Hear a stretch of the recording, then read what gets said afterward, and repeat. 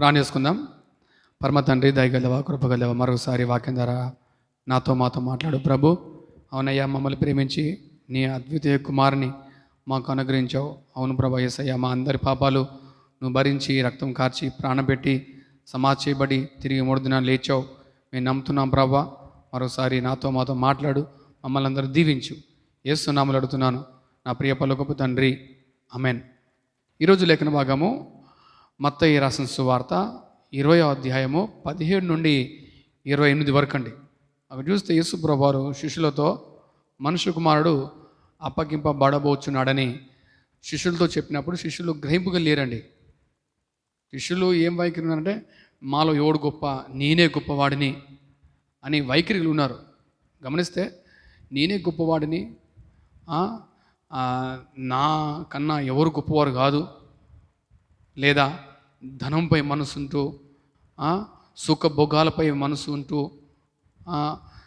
తర్వాత దేవుని నమ్మిన తర్వాత లోకం విడిచిపెట్టకుండా లోకంలోనే కలిసి ఆ లోకంలో ఆనందిస్తూ వెళ్తుంటే దేవుని యొక్క ప్రత్యక్షత రాదండి.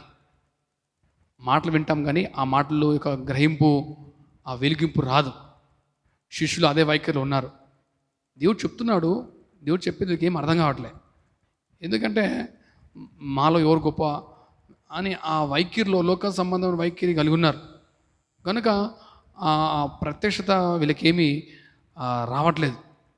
ఆ టైంలో యాకోబు యోహాను తల్లి వచ్చి, యేసు ప్రభువా, ఓ కోరుతున్నాను, నాకు దయచేయి అని అడుగుతుంది.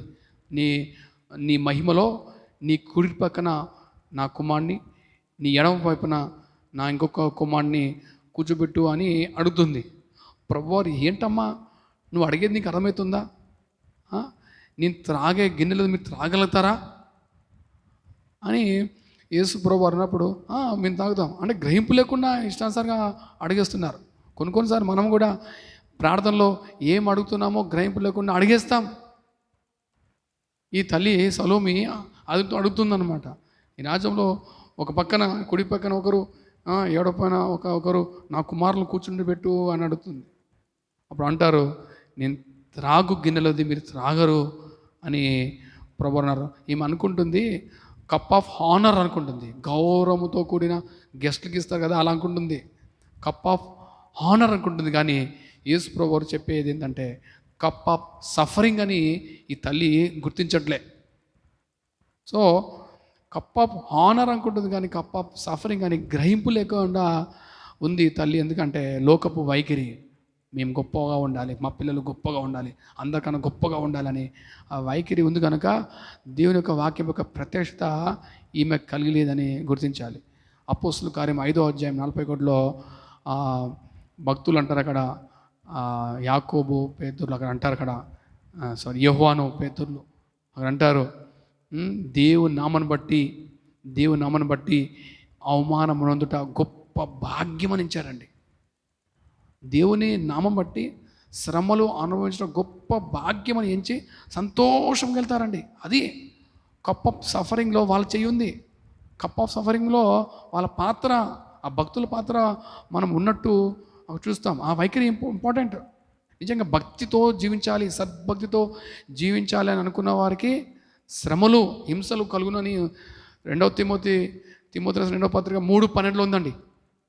నిజంగా నువ్వు భక్తిగా జీవించగలన్నప్పుడు ఆ కప్ ఆఫ్ సఫరింగ్లో నీ పాత్ర, నీ చెయ్యి ఉంటుంది అనమాట. సో అటువంటి గ్రహింపు నేను కలిగి ఉండాలి అని మనం గుర్తుంచుకోవాలి. ఈ తల్లి అటువంటి గ్రహింపు లేకుండా మేము పాత్ర మా చెయ్యి వేస్తాం అని మాట్లాడుతున్నట్టు మనం గమనిస్తాం. కానీ నిజంగా నువ్వు భక్తితో జీవించాలి అని నిజంగా భక్తితో తీర్మానించుకొని జీవిస్తున్నప్పుడు శ్రమలు కలుగుతాయి. అయినప్పటికీ నువ్వు భయపడక్కర్లేదు. అదే అంటాడు పౌలు, అంటాడు ఫిలిప్పీ రాసిన పత్రిక 3:11లో, క్రీస్తు శ్రమలలో పాలివాడయుండుట ఎట్టిదో తెలుసుకోవాలని సమస్తమును పెంటగించుకున్నాడు, విడిచిపెట్టాడు సమస్తం. అంటే ఆ శ్రమలో అనే ఆ పాత్ర, ఆ కప్ ఆఫ్ సఫరింగ్ ఏంటి తెలుసుకోవాలని ఆశపడుతున్నాడు. ఎవరంటే పౌలు. కప్ ఆఫ్ హానర్ పట్టుకోవడానికి ఇష్టపడట్లేదు పౌలు గారు, కప్ ఆఫ్ సఫరింగ్. యేసుప్రభు ఆ పాత్ర ఎట్టిదో తెలుసుకోవాలని సమస్తము పెంటగించుకున్నాడు పౌలు గారు. అంటాడు, నేను క్రీస్తు ముద్రలు కలిగిన అంటాడు. లోకపు ముద్రలు లేవు పౌలుకి, నేను క్రీస్తు యొక్క ముద్రలు కలిగి ఉన్నాను అంటున్నాడు. ఈరోజు నీకు క్రీస్తు ముద్ర కలిగి ఉన్నావా నువ్వు, లేదా లోకపు శరీరపు ముద్రలు కలిగి ఉన్నావా? ప్రశ్న వేసుకోవాలి. ఈ లోకపు ముద్రలు, ఈ లోకపు శరీరపు ముద్రలు ఏంటంటే అది కప్ ఆఫ్ ఆనర్ వైపు పరిగెడతారు. కానీ క్రీస్తు ముద్రలు నువ్వు కలిగి ఉంటే కప్ ఆఫ్ సఫరింగ్ వైపు పరిగెత్తాలి. అందుకని హెబ్రీ పత్రిక 13:12 ఉంటుంది కదా, మనం పరిశుద్ధంగా జీవించాలని, పరిశుద్ధులుగా ఉండాలని గవ్విని వెలుపల క్రీస్తు ప్రభువు శ్రమ పొందాడండి. మనం పరిశుద్ధంగా ఉండాలని, మనం పరలోకం వెళ్ళాలని ఆయన గవ్విని వెలుపట శ్రమ పొందాడు, ప్రాణం పెట్టాడు, కొడల దెబ్బలు తిన్నాడు, ముళ్ళగిడ్డం భరించాడు, ఆ శ్రమ అనుభవించాడు. అంటాడు, కింద ఉంటుంది, మనము కూడా వెలుపలకు వెళ్ళి మనము కూడా ఆ శ్రమలో పాల్గొందాం, శీబురము వెలుపలకు మనం వెళ్దాం అంటాడు కింద వాక్యాల్లో. సో సఫరింగ్, కంఫర్ట్ జోన్ నుండి బయటకు వచ్చి సఫరింగ్ జోన్లో మనము అడుగుపెట్టాలి. ఆయన పాత్రను అందుకోవాలి, ఆయన శ్రమలో మనం పాలువారే ఉండాలి. ఈ అంత్య దినాల్లో ఎన్ని శ్రమలు వచ్చినా నువ్వు మహా ఆనందంగా ఎంచాలండి, మహా ఆనందంగా నువ్వు భావించాలి. నేను కప్ ఆఫ్ సఫరింగ్, యేసు పాత్రలో నేను పాలువేయడం వాడై ఉన్నానని నువ్వు సంతోషించాలి. Let us join. ఆయన పాత్రలో మనము, ఆ శ్రమలలో మనము పాలివారే ఉండాలని ఈ అంత్య దినాల్లో ప్రభువారు కోరుతున్నారండి. ఇక చూస్తే గొప్పవాడిగా ఉండాలంటే లాస్ట్ కూర్చోవాలంటాడు. లాస్ట్ కూర్చుంటే నేను గొప్పవాడిగా ఏం చేస్తావు అంటాడు. నువ్వు గొప్పవాడు ఉండాలంటే దాసుడుగా ఉండాలి అంటాడు ప్రభువారు. నువ్వు గొప్పవాడుగా ఉండాలంటే పరిచారకుడు ఉండాలి. కానీ లోక వైఖరి అది కాదు, అది పరలోక వైఖరి. యేసు ప్రభువారు పరిచర్య చేయించడానికి రాలేదు, పరిచర్య చేయడానికి వచ్చాడు. ఆయన పరిచర్య చేశాడు. ఎంతగా చేశాడంటే అందరము పరలోకం చేరాలని, విమోచన క్రయధనం, మనందరిని విమోచించాలని విమోచన క్రయధనముగా తన ప్రాణం పెట్టాడు. ఆయన తన ప్రాణం పెట్టాడు, విమోచన క్రయధనముగా తన ప్రాణం పెట్టాడు. అంతగా పరిచర్య చేశాడు. ప్రతి మానవుడికి ఆయన పరిచర్య చేశాడు. లోక వైఖరి ఎలా ఉంటుందంటే చాలా కష్టపడి నాకేమైనా ఇస్తారా, ఇంత పని చేసినా అని ఎక్స్పెక్ట్ చేస్తారు. కానీ పరలోక వైఖరి ఎంత కష్టపడ్డా ఏమీ ఆశించకుండా కష్టపడడం పరలోక వైఖరి.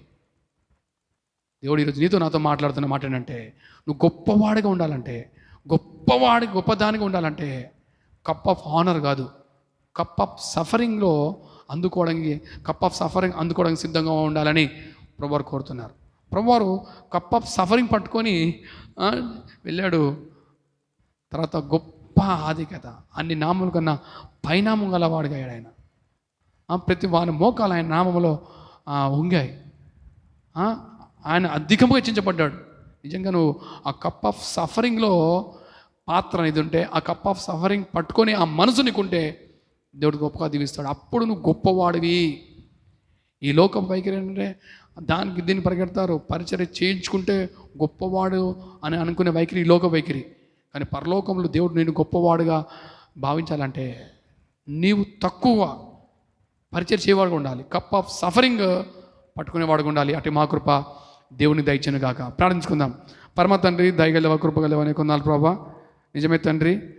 ప్రభా, మా పాపాలన్నీ ప్రభా నువ్వు భరించావు, ఆ సఫరింగ్ జోన్కు వెళ్ళావు. మేము కంఫర్ట్ జోన్లో ఉంటున్నాం ప్రభా, కంఫర్ట్ జోన్ నుండి బయటకు రావాలని నువ్వు కోరుతున్నావు తండ్రి. స్తోత్రం ప్రభా. మేము గొప్పవాడుగా ఉండాలంటే, ఆఖరిలో ఉండాలని, దాసుడిగా ఉండాలని, పరిచారకుడు ఉండాలని మాకు తెలియసావు ప్రభా. నువ్వు పరిచారకుడిగా ఉన్నావు ప్రభా, నువ్వు పరిచయం చేసావు నాయనా తండ్రి. ఆ పాత్రలు గవిని వెలుపల మేము కూడా వచ్చి శ్రమ పొందే కృపను మాకు దయచేయి. నీ కొరకు జీవించే మనసు దయచేయి. కప్ ఆఫ్ హానర్ కాదు, కప్ ఆఫ్ సఫరింగ్ అందుకునే మనసు మాకు దయచేయి. యేసు నామములో అడుగుతున్నాను నా ప్రియ పలుకపు తండ్రి, amen. God bless you all.